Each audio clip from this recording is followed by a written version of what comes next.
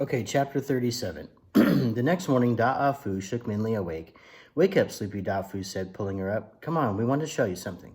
Yes, Afu said, hurry. Minli followed them out of the house and through the streets. It was almost as if there was a parade, for all the family were coming out of their houses and following. Minli hadn't realized Da'afu's family was so large. There were aunts, uncles, cousins. The home behind the red gate doors was really a village of relatives.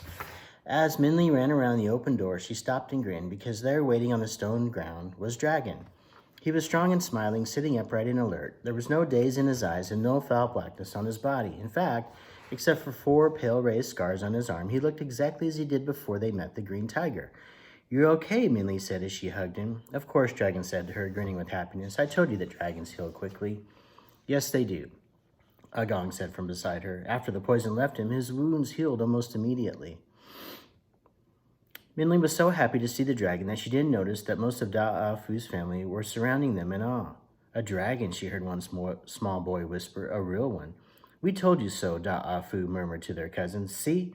Unfortunately, friend dragon, Agong said loudly so that all could hear, you're too large for us to show you proper hospitality inside our home. That's okay, we should leave soon anyway, Minli said, and turned to Da'afu. If you will still show us the way to Never-Ending Mountain. Of course, they grinned, and Amma said, yes, you should leave us as soon as you can. The sooner you leave, the sooner you can return to your parents. That would be for the best.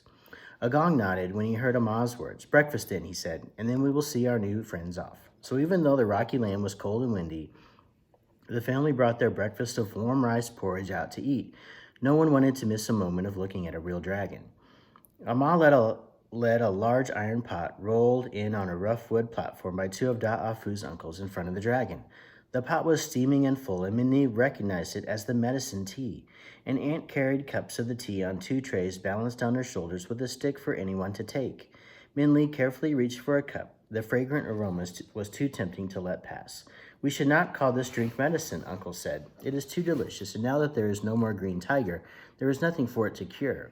Maybe we should call it well tea, Afu laughed, since the green tiger is down in the well. No, Agong said, we want to remember our friends,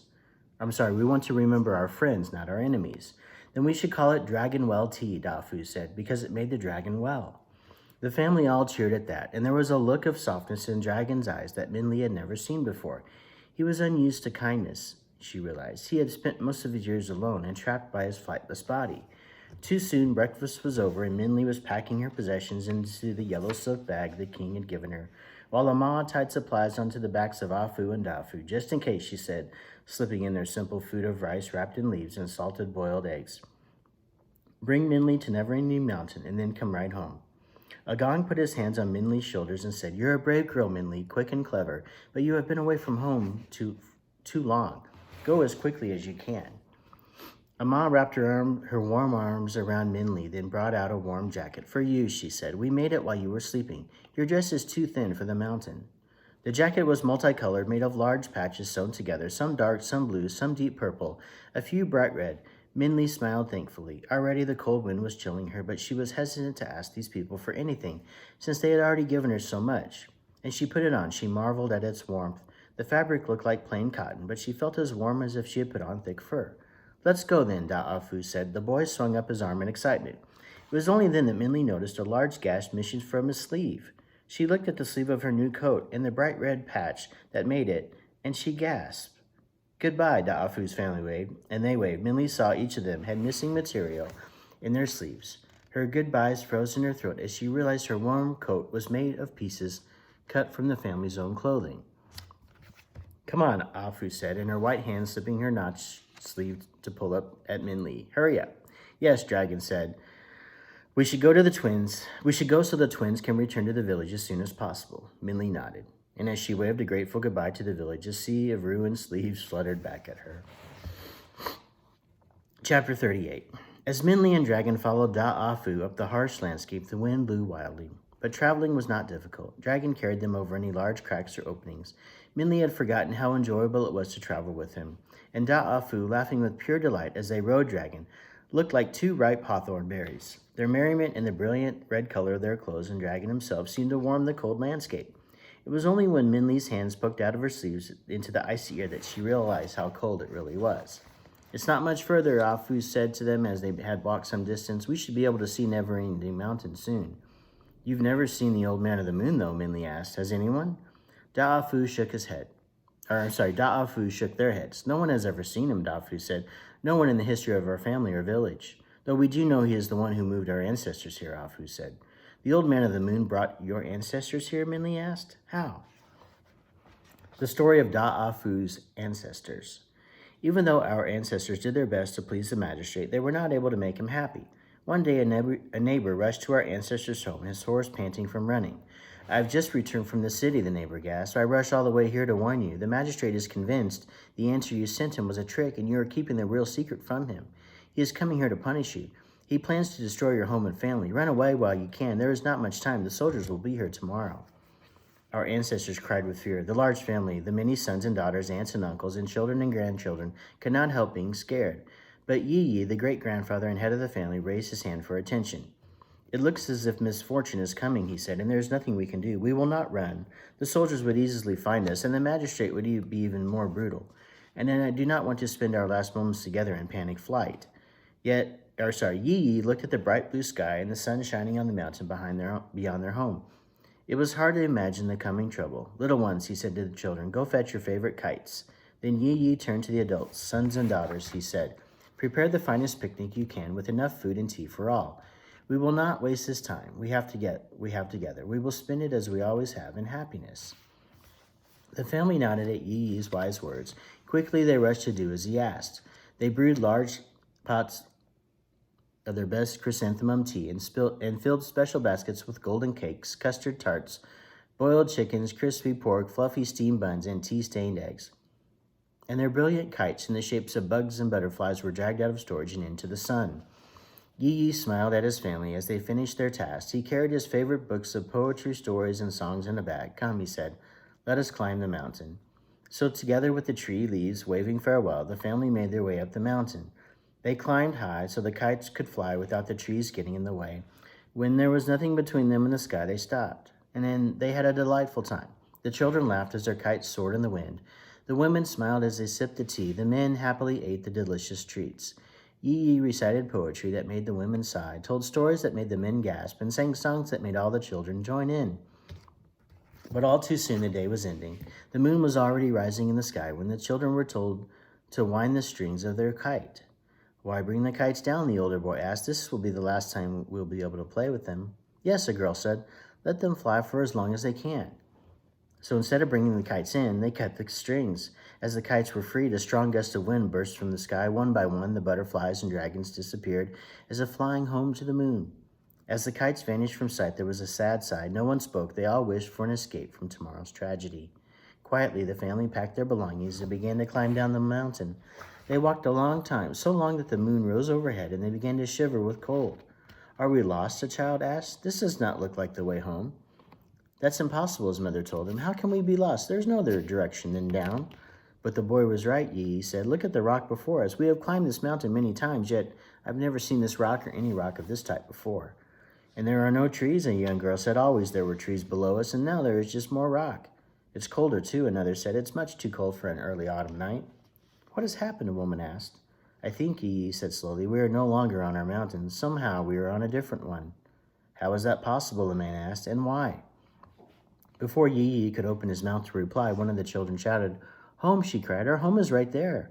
And it was their home. The dark red gate doors were wide open, allowing them to see light shining from the windows of their houses. Their chickens squawked a greeting, and their dogs jumped through the gate with cheerful barks. Our ancestors couldn't believe it. Dirty pots and pans that they had left in the morning were still in the wash bin.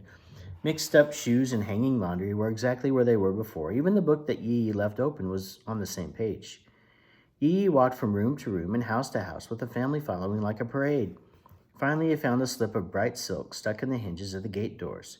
He turned around to look at the family crowding about him. It's a miracle, he said to them. We have been moved here beyond the magistrate's reach.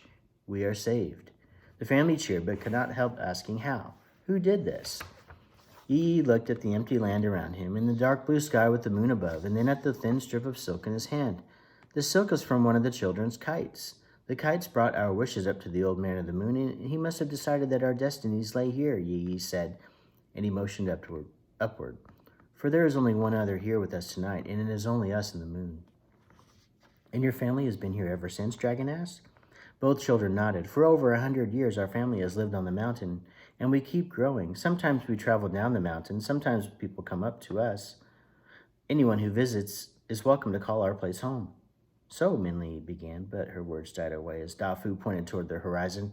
Minli and Dragon followed his hand and finally saw what could only be Never-Ending Mountain, home of the Old Man of the Moon. Chapter 39. Never-Ending Mountain was enormous, so large that it made Fruitless Mountain seem like a loose pebble.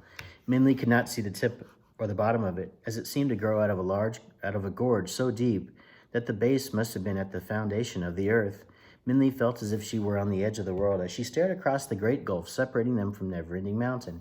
It stood before them like a piece of raw green stone, towering forever in the sky and disappearing into silver mist. There it is, Dafu said, Never-Ending Mountain. I bet the Old Man of the Moon does live up there, Afu said. The top of this mountain must reach the moon. How do we get up there, Minli asked. She was starting to feel dizzy from staring upward so long. The dragon looked chagrined. If I could fly, he said, I'd be able to get us up there to see the Old Man of the Moon. If you could fly, Afu laughed, you would not need to see him. But Minli said, it looks like flying is the only way up to see the Old Man of the Moon. There's probably another way, Afu said. Yes, Dafu said, you probably just have to let the Old Man of the Moon know you'd like to come up. How do we do that? Dragon asked. Send a message? Minli looked up at the sky as Dragon and Da'afu continued to talk. Send a message, send a message. Dragon's word echoed in Minli's ears, and she felt as if she were searching for a match to light the lantern. The wind gusted at her, as if trying to tell her something. She watched Afu's braid fly in the air as she pulled it down. The cut piece of her sleeve flapped like the tail of a kite. I know, Minli said excitedly. We'll do it like your ancestors did. She quickly kneeled on the ground and reached in her traveling bag for the 2 borrowed lines. Dragon and the children looked at her curiously as she waved the sheet of paper and the string before them. We can fly a kite up to the Old Man of the Moon, Minli exclaimed. I'll make a kite of the 2 borrowed lines that's bound to get his attention. Dafu said. Dafu and the dragon grinned, and together they made the borrowed lines into a kite. They fastened the page from the Book of Fortune onto Minli's chopsticks and attached on an end of the red cord to the kite. But as they tried to trim the thread, Afu thought it would look neater if the end didn't dangle. They discovered that the borrowed line could not be cut. It is a string of destiny, Dragon said, as he tried again without success to cut the thread with his claw. Each of them in succession had tried to break it. Dafu even tried to snap it with his teeth. It's reasonable to think it is unbreakable.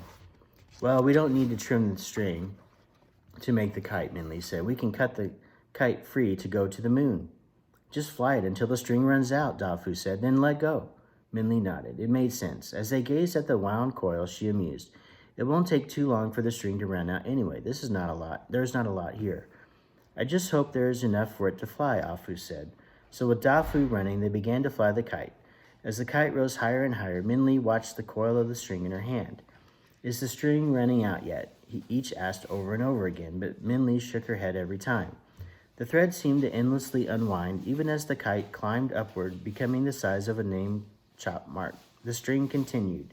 Slowly it disappeared from view, with the thread scratching the darkened sky with a faint red line. That is a magic string, Dafu said in an awed voice. Of course, the dragon said suddenly, it's a thread of destiny. We are destined to see the Old Man of the Moon. It will stretch to reach him.